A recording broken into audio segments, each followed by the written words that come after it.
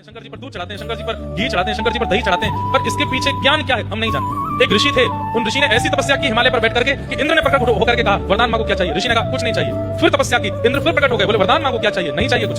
फिर तपस्या की, ब्रह्मा जी गए, उन्होंने कहा वरदान मांगो, बोले नहीं चाहिए। तो देवताओं को थोड़ी घबराहट हुई, ऐसा तो नहीं, हम बार बार वरदान देने के लिए जाते हैं, मना कर देते हैं। ऐसी प्रवृत्ति कई बार राक्षसों की भी रहती है। हिरण्यकश्यप ने भी ऐसा ही किया था। देवताओं के बहुत आग्रह पर भोलेनाथ हैं गए, और वो ऋषि तो गए थे वन में, उनका जो आश्रम था शंकर जी ने उसको अंतर ध्यान कर दिया। तो ऋषि लौट करके आए तो अपना आश्रम जब नहीं देखा तो क्रोध में भर करके श्राप दे दिया, जिसने भी मेरा ये आश्रम जलाया है बिना किसी कारण के, मैंने किसी का बुरा तो नहीं किया, मेरे आश्रम की दुर्गति जिसने भी की है मैं श्राप देता हूं, उसके संपूर्ण अंग में अग्नि की तरह ज्वाला प्रकट होगी, जलन होने लगेगी। महादेव का अंग ज्वलनशील होने लगा, पसीना पसीना हो गया, लाल पड़ गया पूरा अंग। खूब गंगा जल डाला, खूब जल डाले, लेकिन किसी भी प्रकार से वो अग्नि शांत नहीं हुई। अग्नि नहीं लगी है, लेकिन अंग में ज्वलनशीलता वैसी ही हो रही है जैसे आग लगने वाले को होती है। तब नारायण के पास जब ये बात पहुंची तब भगवान ने अपनी परम प्रिया कामधेनु माता को भेजा और कहा आप अपने थनों से जाकर के दुग्धाभिषेक करो।